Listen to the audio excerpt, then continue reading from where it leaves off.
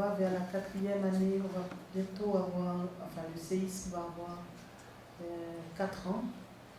Et nous pensons qu'il est, et nous travaillons à cela, nous pensons qu'il est vraiment urgent de sortir de la logique reconstruction post-séisme pour passer à un autre niveau qui est le niveau de la réflexion sur la vie et les décisions sur l'avenir de nos villes.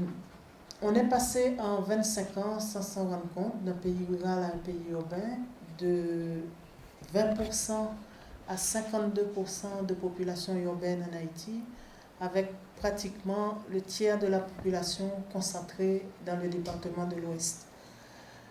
Donc c'est un espace qui a un peu, l'espace haïtien globalement, celui du département de l'Ouest et de Port-au-Prince en particulier, a évolué un peu en dehors de toute décision institutionnelle, étatique.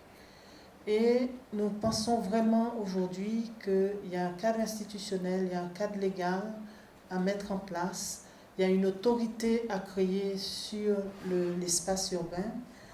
Et nous pensons très profondément qu'ONU Habitat, pouvant apporter une expérience mondiale de cette question, est aujourd'hui un partenaire privilégié pour nous.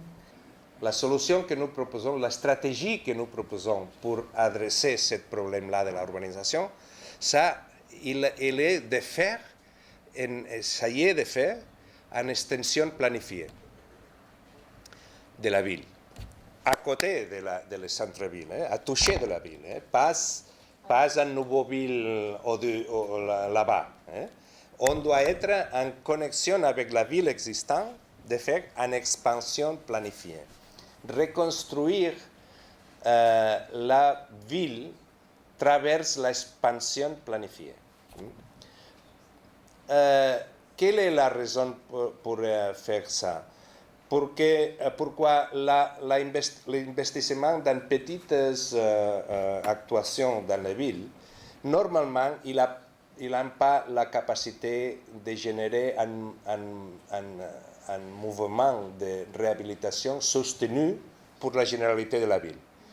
Il est en très bonne action pour les personnes qui améliorent là, mais il n'a pas la capacité de transformer la réalité.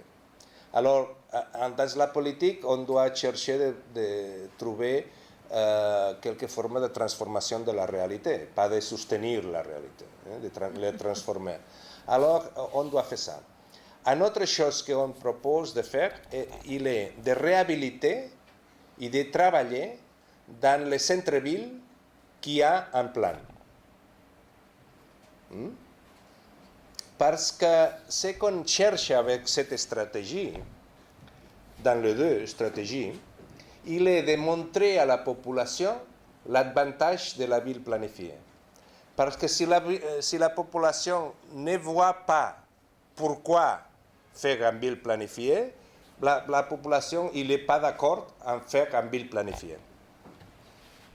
Alors, on pense qu'on doit faire un très grand effort où est possible de faire un exemple de partie de la ville planifiée en réhabilitant les centres planifiés en faisant une extension nouvelle, planifiée, mais la même compagnie de l'eau, il doit servir les deux.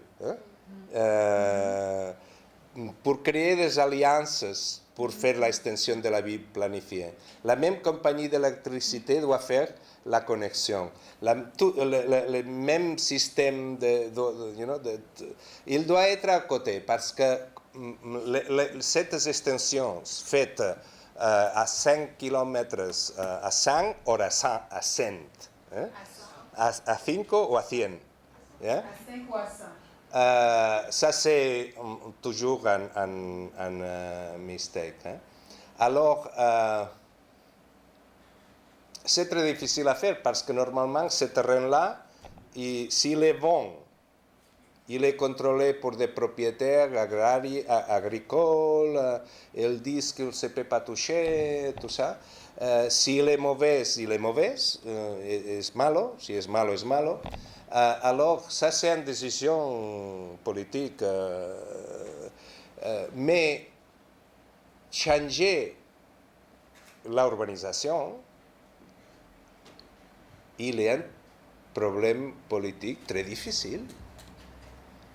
Parce que l'urbanisation, il est un processus politique. Alors, il faut s'armer de courage pour prendre quelques décisions. Ils sont des décisions difficiles.